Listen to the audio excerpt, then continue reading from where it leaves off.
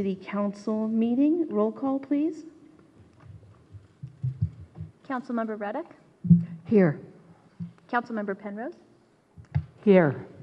Councilmember Mueller. Here. Vice Mayor Kowalczyk. Here. Mayor Fraser. Here. Please rise and join me for the Pledge of Allegiance. I pledge allegiance to the flag of the United States of America and to the republic for which it stands, one nation, under God, indivisible, with liberty and justice for all.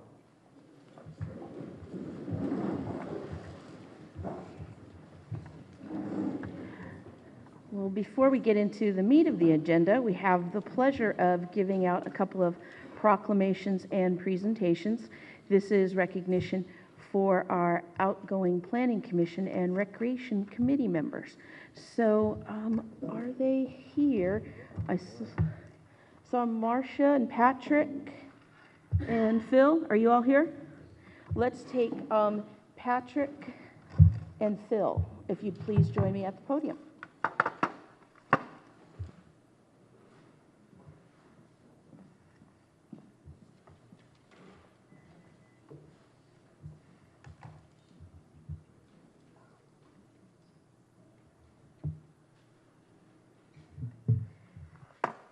Well, I want to thank you, gentlemen, for being a part of our Planning Commission.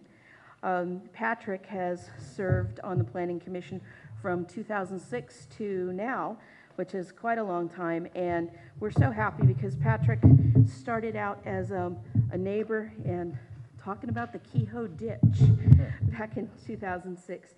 He became very interested in that, and through that did a lot of homework. I know you worked very hard. I think your daughter wasn't even born then, or No. She was just a baby when you started. So just want to thank you for all your deep and abiding concern for the quality of life of Half Moon Bay citizens. And you were such a trusted, insightful, considerate, and hardworking planning commissioner. And we thank you for your service and just the hundreds and hundreds of hours you have spent in the Planning Commission. We really appreciate that. So thank you so much. Thank you. Appreciate it. Thank you.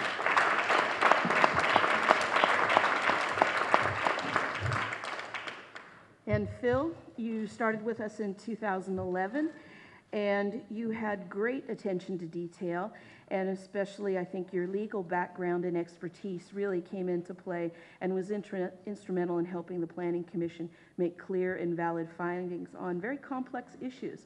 So we really appreciate all the detail and the concern that you took on that. You have been also a deep and abiding community member for the quality of life in Half Moon Bay. You're stalwart, reliable, and hardworking, and truly a model planning commissioner. So we thank you for your contributions, and hopefully you can help us out with some other things in the future. Thank you very much. Glad to serve. Thank you very much. Thank you. And both of you, Phil, if you'd like to say something, and Pat, if you'd like to make a quick comment. I would just say that it was my privilege to serve on the Planning Commission. I think public service is very important, and I was certainly willing to donate my time and efforts to help benefit our community. And I'm also, I continue to have an interest in serving again. But thank you.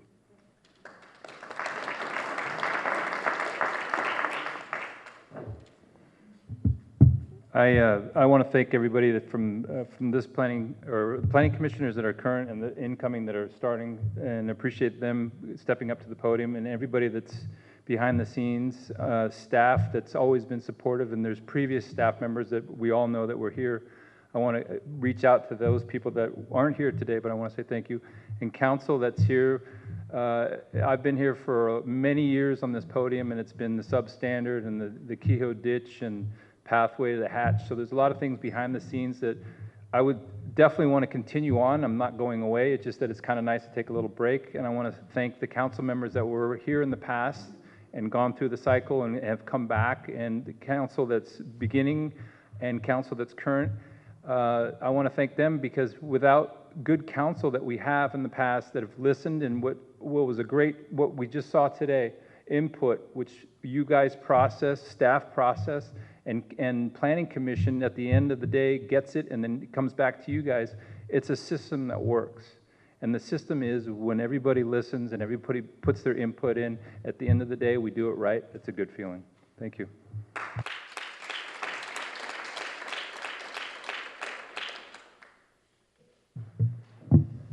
And next, I'd like to have Marcia Wallace join me.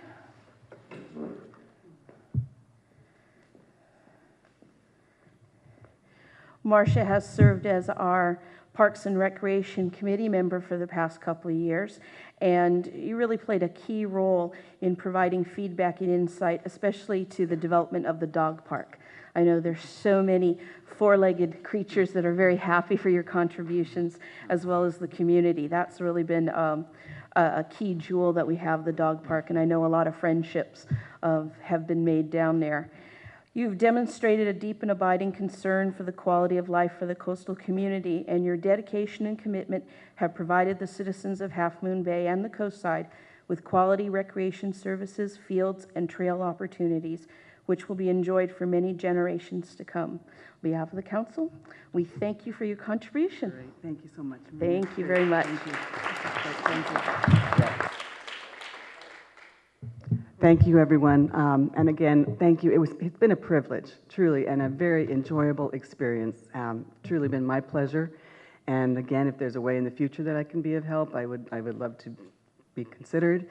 I appreciate the support that you've given us, the council, for the Adopt a Park program, the Concerts in the Park series that we've launched, and again, what was nearest and dearest to my heart was recognition and support for the dog park, which is truly a phenomenal accomplishment and something that I couldn't have done without all of your support. So thank you so much. It's been my honor. Okay.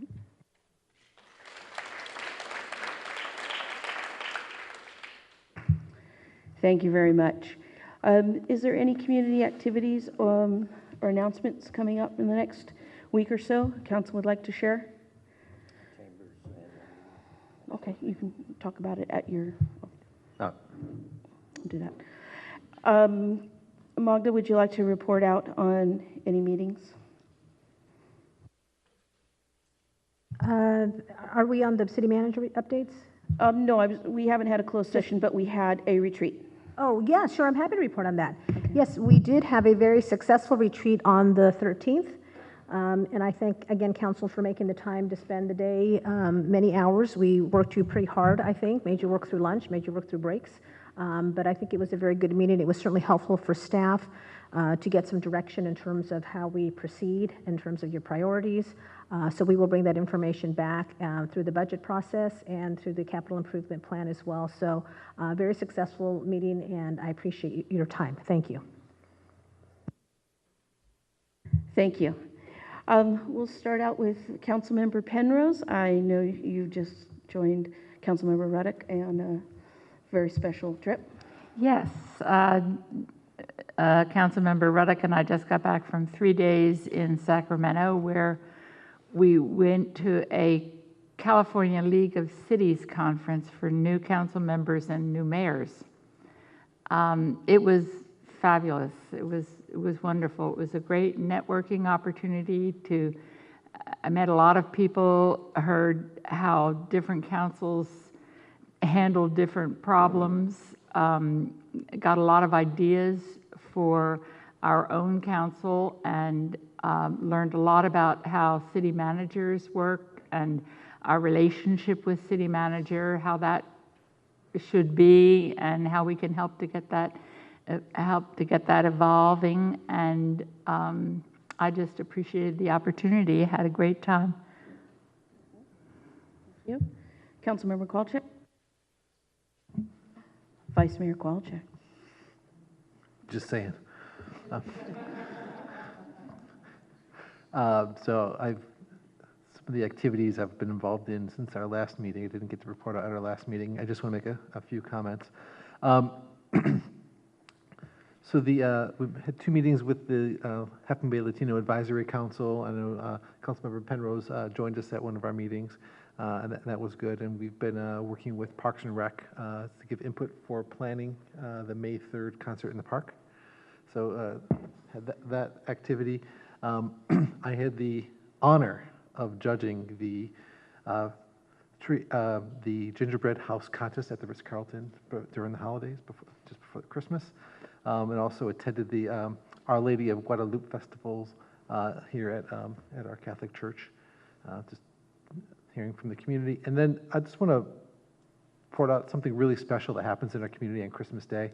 It just sort of, I know the catalyst for it, and the catalyst is really tragic, but every Christmas Day, volunteers get together at the IDES Hall and prepare a meal for people in need, typically seniors who are alone, and we prepare 15 or 20 hams, 15 or 20 turkeys, and just the generosity of the IDES and Boys and Girls Club, and then the volunteers. We serve dinner to 250 people, and some of the best moments are the lineup of 100 little old ladies and little old men get to sit on Santa's lap and talk to Santa and get a photo with Santa. So it's really the best of our community shows up. It just shows the heart of this community, and I think it's really special. And the reason for this event is really tragic, because somebody was lonely and took their life many years ago, and her name is Leala Crane, and that caused a group of people to act and want to put this event together, so that on this day, everybody is welcome, and we all gather together to do that. And I think it's just a great event for our community, and just wanted to highlight that. I was also at the City Council retreat, which was wonderful, good collaboration and bonding for our new council, and I think those are all my activities in the past since the last meeting. Thank you. Councilmember Muller. I'll go as quickly as I can here, but I think the off-site council retreat was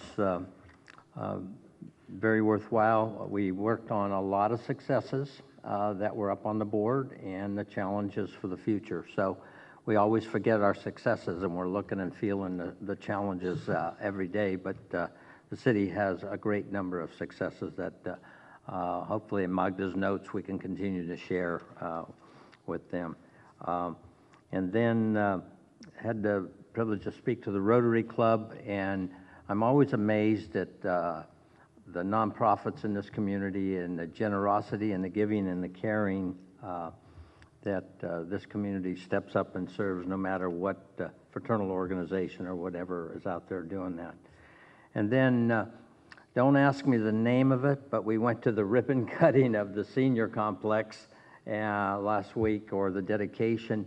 And it's an amazing complex of seniors, Mercy Housing, Mayor, you might want to come. Leslie Foundation, and there was well over 100 people in there.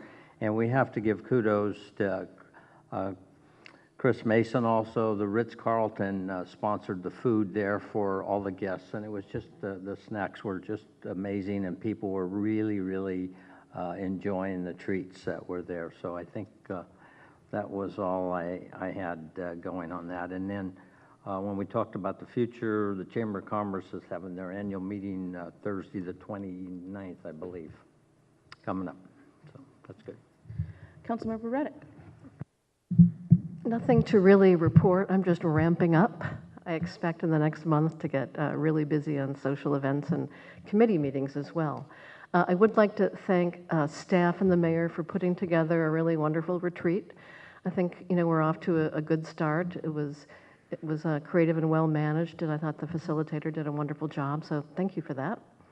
And I did have a great time in Sacramento with Councilmember Penrose. She's really good company, as everybody in town knows.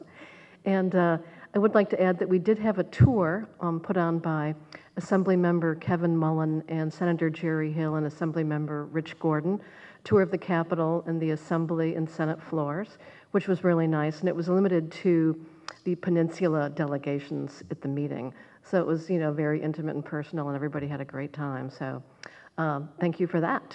And I'd like to make the chamber event, but I have to travel for work and might not be back until the end, but I'm going to drop by. So thanks for mentioning that. Thank you. First, I'd like to say that we had a passing of our former Chief of Police, John Gonzalez, and I'd like to close the meeting in honor of him this evening.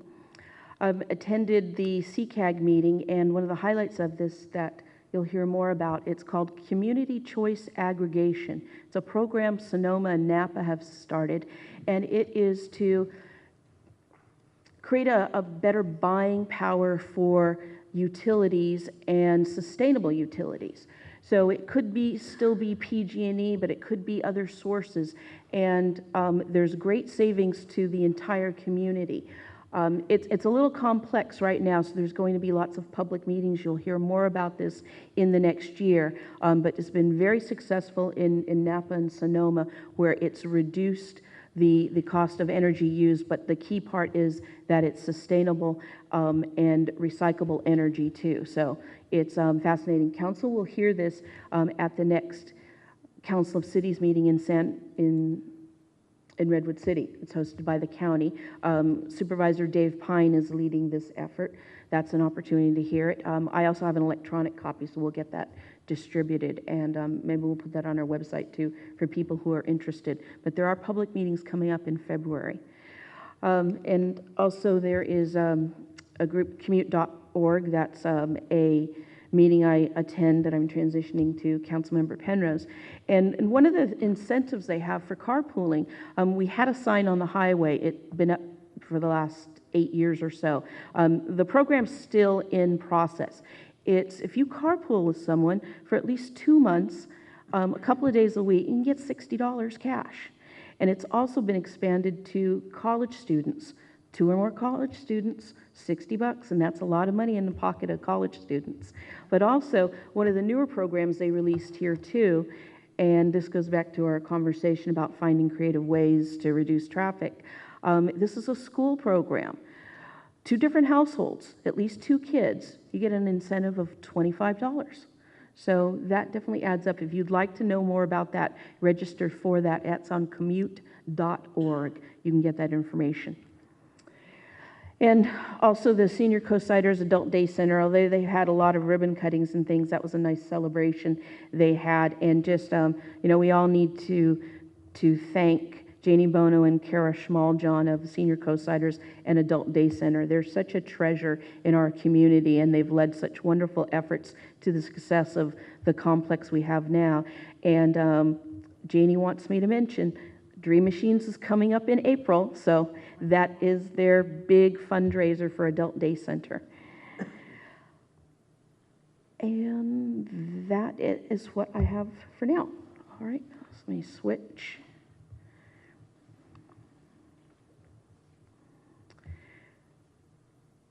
City Manager, do we have any additional updates you'd like to share with us? Yes, thank you very much. We've heard a couple of comments from Councilmember Penrose and Reddick regarding the training that they attended at the League. There were a few of us who also wanted to attend, but it was a sold-out event, and so I understand the material was quite good material, so we will be printing that material and providing it for all the council members, because I think it's worth sharing with everybody. I also wanted to mention that the community and the council may have seen the charging stations that just went in on Kelly Street near City Hall, near Main. Those will be going live, I forgot the date here, very soon. We're going to roll them out as a pilot project to start with, and we are looking at how we're going to deal with the fees, so we need to figure that out soon. But those fees, as you know, have to come to council for approval, so we'll bring that to you as part of the budget process. But we're excited to be able to have those in our city. We think that it will help with the letting people know that being green and being environmentally sensitive and sound is important to the community and important to the organization as well.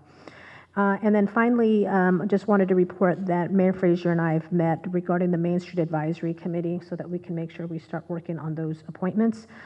So we need to, from the last time we looked, we had, I think, 2 people express interest. Now we have quite a few more. So we're going to try to match the names with the different categories that the council set in terms of that structure and bring it back to the subcommittee first and bring it back to the whole council. So we are working on that information. Thank you. So we'll go now to public forum, and I'll start with the people who didn't have an opportunity to speak at the general plan meeting. I have 7 cards. Actually, I have 8 cards. One of them doesn't have someone's name on it. So we'll start with John Callan, followed by Mike Ferreira. And if there are comments that have already been said, just in the interest of time, I know a lot of you were from a Silver and Terrace Avenue. You might want to condense some of your comments so we can get through all of these for everyone. But otherwise, you still get your 3 minutes. So John Callan and Mike Ferrara. Good evening, Ms. Mayor, members of the council. I appreciate all the work done by the council, its staff, and its consultants. It's done a lot of work, and I've been here through a lot of it. I think by now we all know that the company has significant land holdings in the southern end of town, and it's a historical project. It's some 35 years old, and I wanted to point out that historical projects have a true value for Half Moon Bay, since in some regards our interests are mutually compatible. After all, there must be some development alongside open space. It's necessary and appropriate. In Bill Bryson's book, A Walk in the Woods, he points out the need for development to allow people to have the opportunity to enjoy the adjoining open space. You're planning trails and parklands. But where will the people park? Where will they work? Where will they live? Where will they spend the night? At least one person has pointed out to me that it's getting ratty down in Redondo Beach Road. On a typical Saturday afternoon, there's 20 or 40 cars parked on top of a bare bluff, while young people are crawling down the gulch to get down to the desired beach. There's no parking lot. There's no beach access. There's nothing there. Our piece adjoins the necessary utilities and is surrounded by development. And significantly, there are opportunities to swap lands with various open space trusts, to consolidate and enlarge the available open space, and to increase the open space opportunities in the area.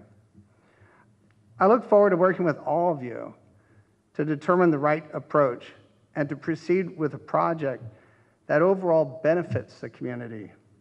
Please, I ask you, design this plan to give us that opportunity. Thank you very much. Thank you. Mike Ferrara, followed by Hillary Stamper.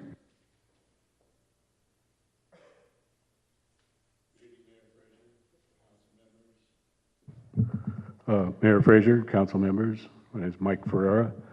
I have a couple of takeaways for the night. I am looking forward to seeing a habitat map that I can read. I thought I was going to get one tonight, but I don't have magnifying glass eyes. So I would like to see if this matches up to historical understandings and a lot of the work that's been done over the last 30 years identifying habitat areas. I think I would also like to address some of the comparative math that I heard tonight, which appears to assume that the PUD planning areas, we should assume that the maximum growth called out in each is what we would ever see. That has not been the historical pattern. Carter Hill, I think, was planned at something like 50. It has 2. And part of the reason is that it cannot provide the access that it needs to be developed. And all of these PUDs have difficult conditions. That's why they're PUDs, because they're difficult. That's why it was all thrown into one bag to try and sort out. There was no way the city could provide plans when it did its first LCP. Wavecrest had, what, more than 2,000 lots out there. How many do you see developed? And they've been there for 110 years. You could almost say that the railroad was committing land fraud when it subdivided it because there was no water, no power, no sewer, no roads. So I think it makes a mistake to try and use those high-end counts to determine things. Let's take a Pacific Ridge. Pacific Ridge was 228. It's now 63. And that's one of the successful ones. So I think we need to be careful in how we approach the PUDs if we're going to be making any changes in that area, because they do encompass a lot of things, especially environmental, access, historic rights in there, and the difficulty of title in all of them. So I look forward to the rest of the maps. I look forward to meetings on the subject that are more than 1 hour long so that we can grapple with things rather than just get a rollout. Thank you. Thank you. Hillary Stamper, followed by Dan Haggerty. Hi. It's kind of ironic that the only other time I've spoken before the city council was when I built my house in an infill lot in town. So I have a little experience developing in Half Moon Bay. And I've been pleased to see some of the developments that the city has made to kind of help people in the situation that my family was in when we were building. I'm also glad to see some of the adjustments that people have made to the maps on the wall. And I, tonight, would just like to ask that the council and staff address 2 additional items. One of them, actually, Mike just talked about a little bit, which is I feel like more discussion is needed about the risks and benefits of changing PUD zonings in the undeveloped lands in Half Moon Bay. Why? Because on the one hand, they're criticized for hampering development, but on the other hand, we can kind of credit them for protecting and maintaining the lands that we love and experience every day when we're on the coastal trail for more than 20 years. And they've been uncontested in doing that. So it's hard to sort of listen to the staff talk about just plans that kind of assume that we're changing zoning without really buying into the fact that there might actually be risks associated with that, and talking to groups like Sierra Club, Coastside Land Trust, Post. They have not left me feeling convinced that changing the zoning is going to be ultimately keep the land protected in the way that we all experience and love it now. So an open dialogue about that would be super helpful. The second thing that I would love to see is a little more clarity about what's driving all the development that we see on the maps. Here's why. I guess I go to a lot of these meetings too, and I keep hearing people talking about open space. The staff talks about protecting open space. But then when I look at the maps, it's like people are gradually scaling back elements of development, but we're never saying like, oh, let's scale back the open space. So why do we keep having all this development and needing to scale it back? I don't understand where the drive is coming from, and a little more clarity on some of that would be helpful. So again, we could have a dialogue about, well, why do we need this development? I understand that we're at 200% of the housing that we need, so that doesn't seem like it would be a driver. And it's, I don't know, I just would like to hear more conversations about what drives the development, so that then we can have conversations about, all right, here's what we need, and then we can show on the map how it accomplishes that. Thank you. Thank you. Dan Haggerty, followed by Tim Ritters. And Dan is not here. Nope. Tim Ritters, then followed by Rick Hernandez. Oh. All right. Rick Hernandez, and then the next person is Hazel Jones. Hello, I'm joining you. Hello, I'm joining you tonight in a different capacity. First of all, I want to, some of you know, everybody here knows, but many of you know that I've been appointed to the Planning Commission, so I have to wear a different hat these days. While I am speaking as an individual, I would like to commend city staff and Diet and Badia on the progress in the ideas that they have made. The ideas presented tonight have incorporated a lot of feedback from the community. And as a community, even though it's just an idea, we shouldn't consider it a simple or novel thing. Ideas are the most powerful thing that we have as a community. And the ideas we develop really benefit from the degree of input and feedback from the community. So what I would ask, I would echo some of the comments that have come earlier today, which is let's have more public feedback. Let's have neighborhood dialogues. Let's get groups of people in each community and have that feedback. I know we've done some early initial feedback at the beginning of the process that was facilitated by Dante, but right now, under the current plan, there are only 2 meetings scheduled for the city, the residents of the city, to provide feedback on these ideas. And there'll probably be more than ideas. when they're presented to the community. So I would look to the amazing process the city has facilitated with respect to the library and the amount of feedback that you've collected in that process, and ask that we try to do something similar at a neighborhood by neighborhood level. I know it's a lot more work. I know it throws time schedules off, but I think if we want to have the community get behind this idea and do something that really builds bridges with the rest of the community, I think this is the way to do it. So, thank you. Thank you. I'm sorry. I don't normally like to, I just want to make sure that it's clear, there's more than 2 meetings. There's significantly more than 2 meetings. We don't have a schedule.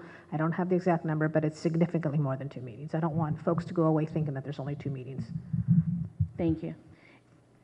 Hazel, followed by Dave Shore. My name's Hazel Joannis. I live on 229 Valdez Avenue in Half Moon Bay.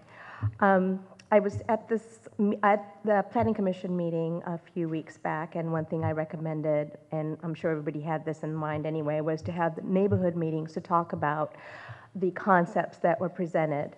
And I'm happy to hear that that's progressing. I would also like to add one thing with regard to that.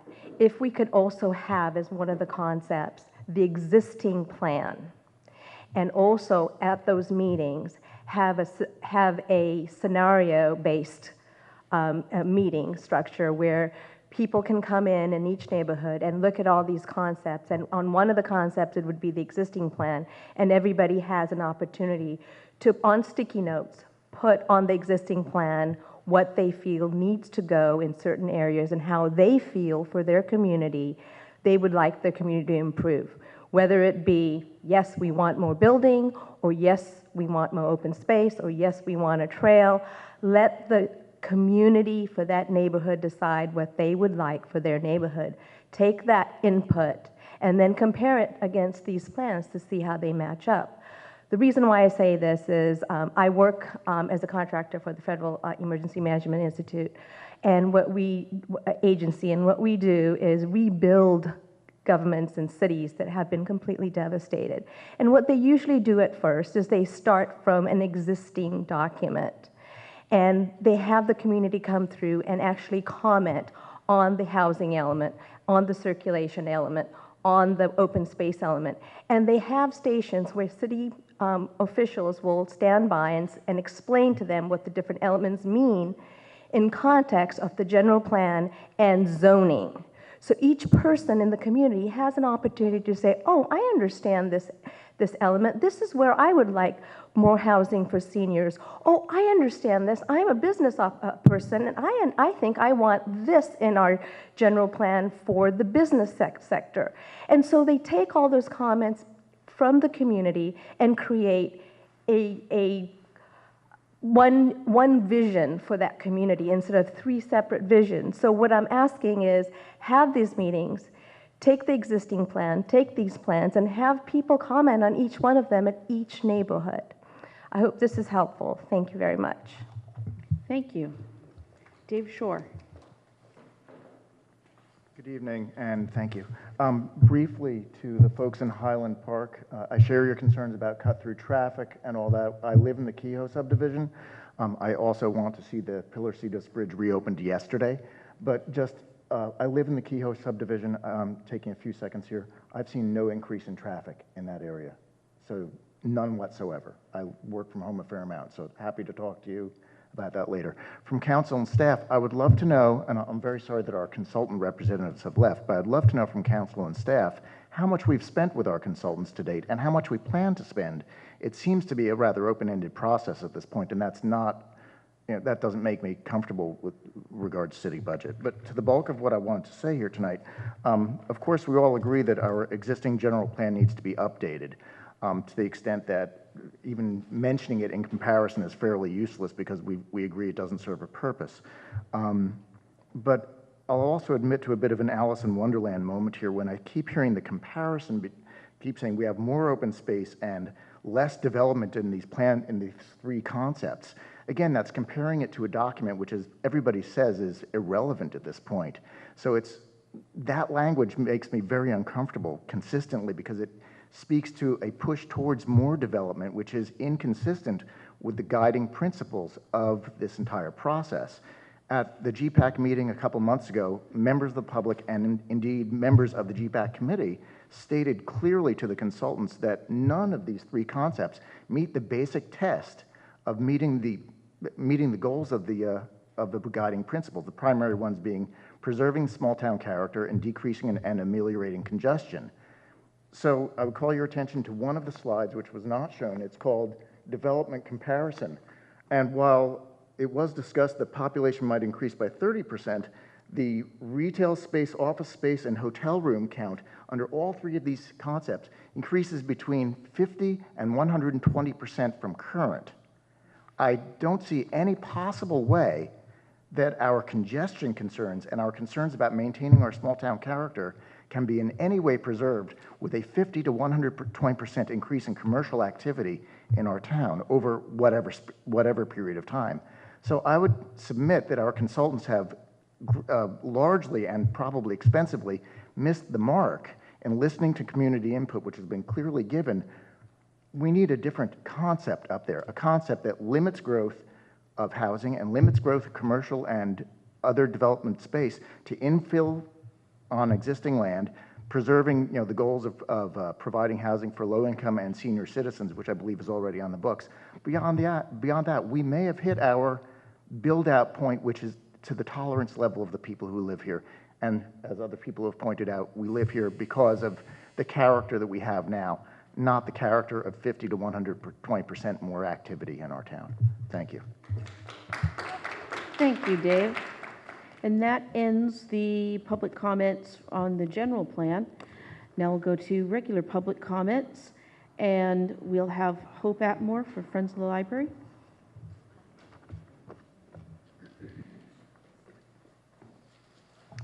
Thank you, Mayor Fraser and council members, for your time this evening. I'm here tonight as a representative of the Friends of the Library, as well as a representative of the hundreds of community members with whom I've spoken about our need and goal of a new library for the coast. I first came and spoke in front of council when my son was just 6 years old. He will be 9 in April, and at times I feel like we are no closer to a new library than we were 2.5 years ago. But then I remind myself of all the work that we have accomplished. Along with council members, city staff, library staff, and members of the Friends, we have reached thousands in the community, and they have helped develop a new needs assessment. They voted on size, designs, materials, and even solar panels. And based on this collection of data, we now have an updated conceptual plan that is a solid representation of the will of the community. We struggled in the beginning to convince community members that this library was not a lost cause. As you all know, we have been at this stage before, 12 years ago, and yet we do not have a new library. Many people have felt that this project, as much as it is needed, just won't happen.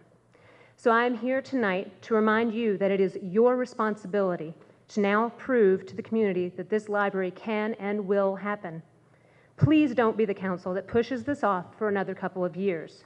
Don't be the council that passes the buck. Make this library a top priority in the months to come and move forward with the timeline that has been developed. The RFP should go out as soon as possible so that bids on construction documents can be gathered. Pick the winning bid and get the construction documents underway. We have been pushing for a summer 2016 start of construction, and in order for that to happen, we must stay on track. The community is tired of waiting. Every council member at the dais right now stated that they support a new library. This library can be something that you will look back on and be proud of being a part of an immensely important project that will benefit every demographic on the coast. I urge you to keep up the momentum and direct staff to come up with funding mechanisms that will make the library happen sooner rather than later. I urge you to come to our public meetings and hear from other members of the Friends. I urge you to become a part of our fundraising team and to help us get the entire community, businesses as well as individuals, involved in the funding. I ask that you direct staff to help develop additional fundraising mechanisms. We all know that we can find the money, so I urge you to keep this library as a top priority in the coming months and to find a way to make it happen. Thank you for your time. I look forward to seeing you at every possible future meeting so that you don't forget about the library. Thank you. Thank you, Hope. Harvey Rohrbeck, followed by Laura Finucci. Good Good evening, council members. Harvey Rarback, 464 Pine Avenue. I'm speaking as the president of the Coastside Democrats. The board has very much been concerned about the categorical exemption that has occurred for the proposed gymnasium on Kelly Avenue. It just, on the face of it, doesn't make any sense at all to us. The categorical exemption is another example of the kind of bad management that the CUSD has exhibited in the past with projects that have cost the citizens a lot of money because of lawsuits and disregard for the law. Now, this gymnasium is capable of seating 1,100 people. No consideration has been given for dropping off people. No consideration has been given for parking. No consideration has been given for how 1,100 people who on a Sunday would be there right across the street from the church where weddings and other ceremonies, mass can be going on. It's, on the face of it, it's going to be a disaster. But there's no attempt at doing a California environmental quality assessment for that sort of parking, and that's wrong. The rationale for not doing a CEQA analysis is that the project is a minor project. It's 18,000 square feet. It's not a minor project, it's a major change. So it needs to have a CEQA analysis done. We're not necessarily against the gym. It's a good thing for the children. But we are against avoiding doing CEQA analysis. And this isn't the first time. The CUSD in the past has segmented projects. And this is an example of a project that really belongs along with the Cunha upgrade, the soccer fields. If those were considered together, it would be clear that traffic and parking need to be addressed. But by doing things a little bit at a time, the school board has gotten away without doing the proper analysis.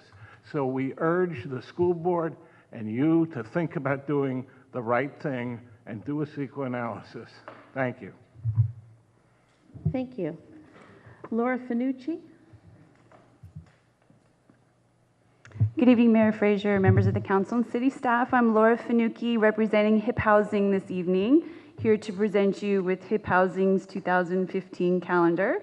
For the new council members, this is a calendar contest that we have every year for students kindergarten through 5th grade, where they draw a picture of their home and then they write a statement about what their home means to them. And we received over 200 entries this year, and we actually have 2 winners from Half Moon Bay. And they are featured on the months of September and October.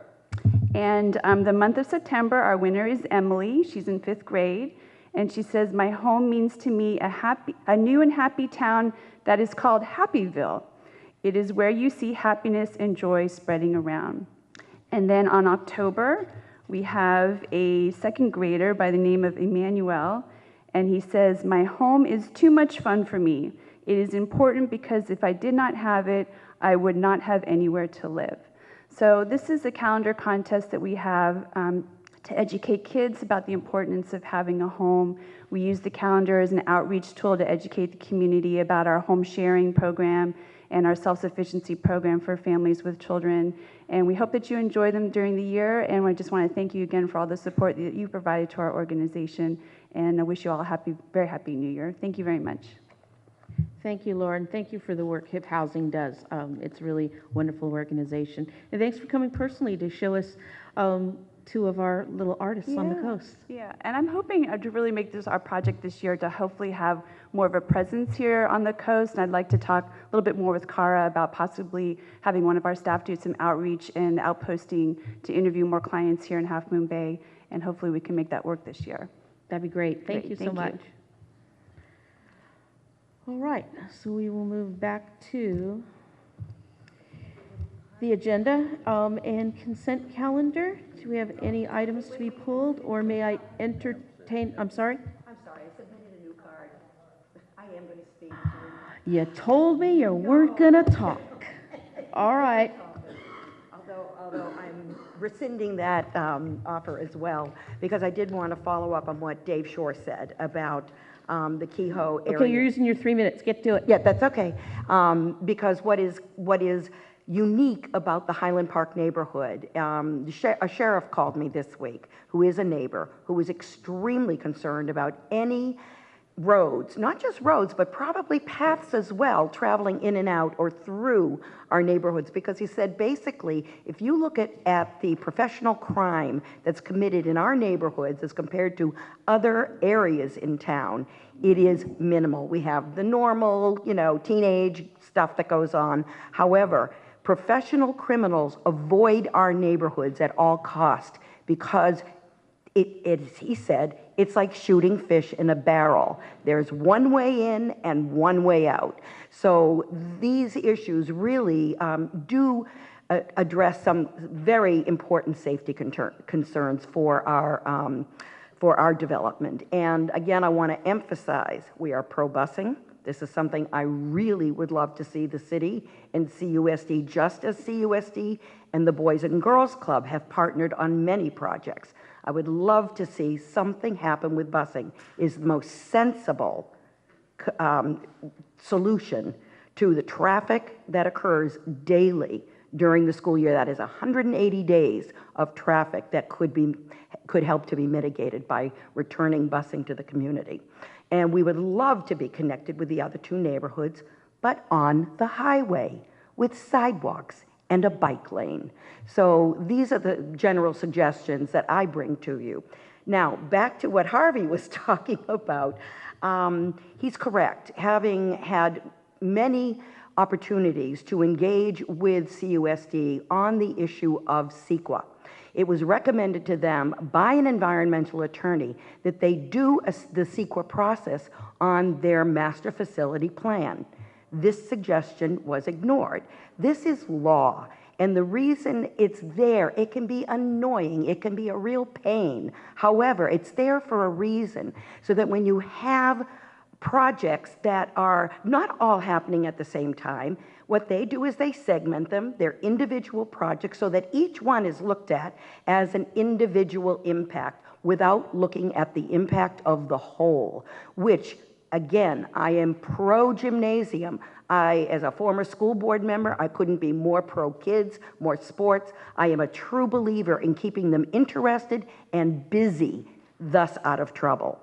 So I come to you with that as a true supporter of this project. However, they should have followed the CEQA process. This gym has been in the concept stage for 20 years.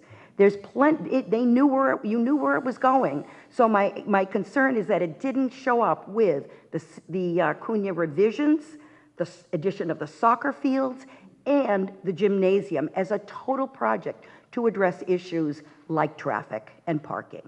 Thank you. Thank you. We're moving now to consent calendar. So, Council, is there any items to pull? If not, I'll entertain a motion. Madam Mayor, I'd like to pull item 2, the minutes, because I recused myself from one of the items. Okay. Or, do you want to clarify? Can we do that? Legal. Clarify. There's an item in the minutes that wants to be changed. yeah, well, there's an item in the minutes. The minutes include an item where I recused myself. So is it okay to just vote on the total package of Yeah, I think that's Okay. appropriate. All right. Okay. Then no. Good clarification. Hearing not pulling anything, may I have a motion, please? I so move with the comment from Councilmember Ruddock regarding the minutes issue. That's right? No, actually, we're entertaining a motion to approve the consent calendar. The consent calendar. Yeah. The whole thing. The whole thing. The whole thing, okay. I said I didn't have to pull the minutes. Okay. I wanted to make sure you were covered. Okay, so 1 through 8. Thank you for the help, Vice Mayor. May I hear a second? I'll second the motion. It's been moved and seconded. Roll call, please. Councilmember Ruddick, Aye. Councilmember Penrose, Aye. Councilmember Mueller, Aye. Vice Mayor Kowalczyk, Yes. Mayor Fraser. Yes, thank you. We'll move now to staff reports and resolutions on the Pillar Cedars Creek Pedestrian Bridge Replacement Project Update and Design Contract Amendments. And we will be hearing from tonight Magda and Dante. I'll let Dante go ahead. Thank you, Mayor, members of the City Council. As you know, over the last several weeks and months, we've been working very hard with the state parks, with the Coastal Conservancy, and with a team of consultants to help replace the Pilocitos Bridge. So tonight, what we like to do is talk about a modification to the contract with Biggs Cardoza to take us through the actual final design and also help with monitoring the construction and help us through the permitting process. And we'd also like to give you and the community kind of an update on what's happening with the bridge. And just in terms of background, as you know, the bridge has been closed since April of 2014. And due to the closure, the trail users have had to kind of reroute themselves or really find an alternate way of getting around. And this picture was actually taken of an actual crosser who people are actually going into the creek. So we understand the urgency of getting this done, and we need to get it done right. And so I think the assessment and the work that we're doing, within the bridge assessment, we contracted with BCA. They completed a full assessment, including a corrosion study of the structure and the substructure. And they also refined some of the cost estimates for the project. And so we are working towards executing an agreement with state parks that we'll bring to you very soon. We're just working out some final details for the $1.8 million to fund the project. But we learned some good things through this corrosion study. First of all, the study revealed that the substructure was not as bad as we thought. It is in generally good condition. Only a few minor repairs are recommended. However, the superstructure is fully corroded and rusted, and that's what's going to essentially take some time and would have to be replaced. So what this is for is the design is already underway. We are looking to finalize, like I said, the details with state parks. The next step essentially is to complete the final design. We will bring to you the funding agreements necessary. Then we'd like to go to bid, release the bid package, award a construction contract, complete all of our environmental consultation, and then commence construction. This is a preliminary timeline that we're looking at. We would have final plans and specs ready by March 2015. We hope to award the construction contract by May, and start construction in August, and hopefully reopen the bridge in October 2015. So again, tonight, we're looking for you to approve the contract modification for Biggs Cardoza and receive and file this report. I'd be happy to answer any questions. I know that this hasn't been, it's a very complex negotiation, partnership, and I know there's a tremendous amount of hours being put in this. So we've got funding, working on plans, ballpark when this could be completed, because that's the number one question everybody gets. When will this be completed? Yeah, just ballpark, even quarter. Right, so we're looking at the schedule actually to reopen the bridge in October 2015.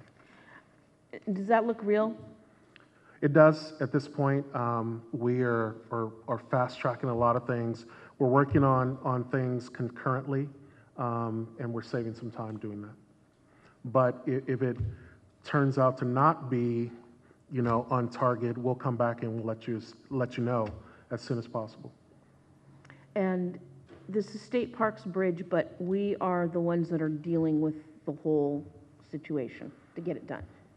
That's correct. We're doing the staff work, but we have regular meetings with them, so they're on board with the materials, the methodology, the cost, everything that we've incurred up until this point. They are allowing us to use the 1.8 to reimburse the city for any costs that were incurred prior to us executing the agreement. But yes, we're doing the staff work in consultation with State Parks. If I may, yes, we are working in partnership with State Parks. Our community development director is being a bit modest. This has taken a great deal of time and energy. And based on the leadership of this council, from what they heard from this community in terms of the importance of this being reopened, you gave us some very strong marching orders, and we are trying to follow those marching orders. And I got to tell you, I'm very proud, and this community is very lucky to have this staff who is working on their behalf. This would not be happening. The fact that we were able to secure $1.8 million, we're working out the fine points because we want to protect this community and this organization. Otherwise, we could have signed the agreement by now. But we really are working hard to make sure that everything is well protected and everything is done on behalf of this community and this organization. So I'd like to thank the staff. And again, they're being a bit modest, but they've been working very, very hard, and it's been priority number one. Council? Yeah, if I may just touch on that a little bit too. On this tax tip and license, hopefully we'll be getting from the state and from the Coastal Conservancy. With all the energy and time we're putting in, none of that covers staff cost. Is that correct? So something else is suffering because we've made the commitment to get out there and do the right thing. So it's not like staff is being compensated for it, but it is part of our duty as a council to do that. And I see Deborah's looking confused at me, so straighten me out if I'm wrong. First of all, I'm going to say that I am an employee of the State Coastal Conservancy. I want to make that clear and disclose that up front, but after talking with legal counsel, it's clear that I do not have a financial conflict of interest because state government incomes are not considered a financial interest for the purposes of an item like this. But I will say that I do contract work under grants for the agency, and there usually is an item in the budget for the grantee project management, and that would be for a public agency or a nonprofit organization, or some level of indirect costs, being covered by the grant. So I would be a little concerned that there's not a project management item. You are absolutely correct. That's not the case in this situation. Well, we might inquire about, amending the agreement. Or yes, if we have. We've done that, and we've gone around that rodeo a few times, and in order for it to move forward, this is essentially the terms in terms of staff time that we have available to us. Well, state policy allows a project management budget of up to 15% of total labor costs. So I'll just lay that out there for future reference. Okay. Thank you. Councilor Vice Mayor Kowalczyk. Thank you, and Councilmember Ruddick, thank you for your comments on that. I think it's clearly it's been investigated by the city manager, and I think we can knock on the door one more time because I think it's an interesting perspective that there is an allowance of 15% of staff time. So that aside, I'd like us to, if the council concurs, I'd like us to track staff hours we'll put our budget behind that so that when we deliver this bridge for our community, the bridge we don't own, but we are trying to make happen for our community, the total cost of the bridge is not $1.8 million. The total cost of that bridge is about $1.8 million for the construction, plus all of the staff time and effort, energy, which is not an insignificant cost. And I want to make sure that we report that we make sure the community understands that they are spending their resources in this area to get this bridge. Thank you. Allow me to clarify. I'm sorry, it's not state law, but it is Department of Finance guidelines allowing us to give that amount of money. So. Well, I think the main thing is we keep moving forward on it, and I think the sooner the better. So I would be interested. Oh, you have a card. I apologize. I have a card. John Owen?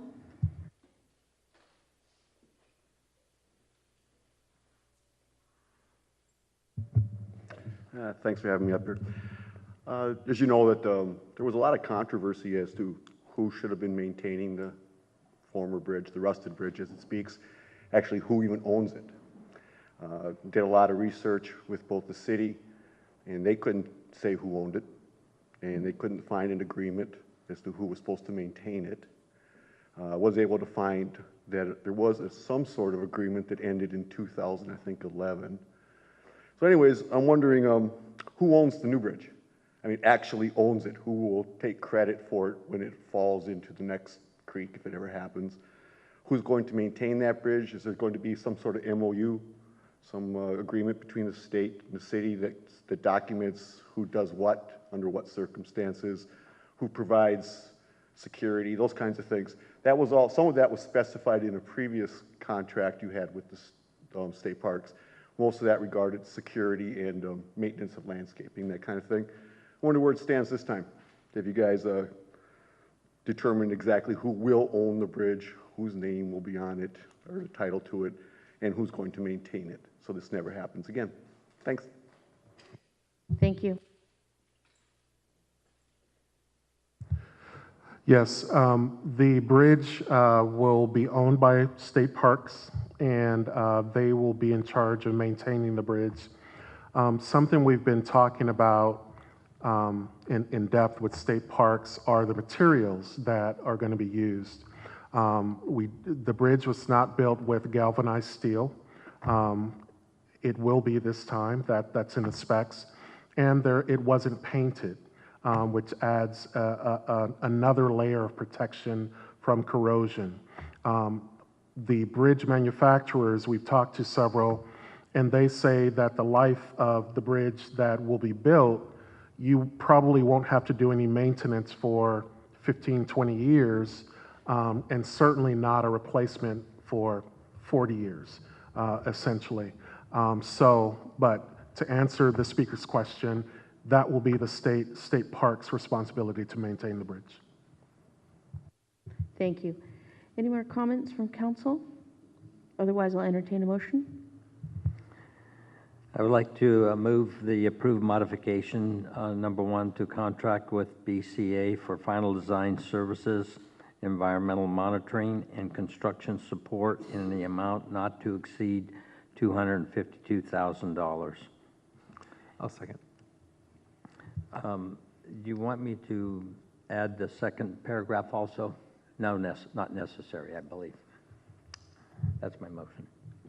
I'll still second. And it's been moved and seconded. Roll call, please. Councilmember Reddick. Aye. Councilmember Penrose. Aye. Councilmember Mueller. Aye. Vice Mayor Kowalczyk. Yes. Mayor Fraser. Yes.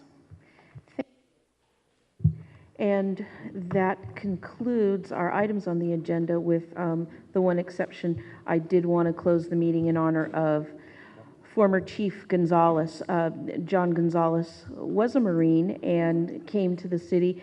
He became a sergeant in the 60s, and he became chief in 1976. There's a long family history. He did marry the daughter of the city's first mayor, Dixie Carter, and raised 3 children, Ross, Lisa, and Eddie.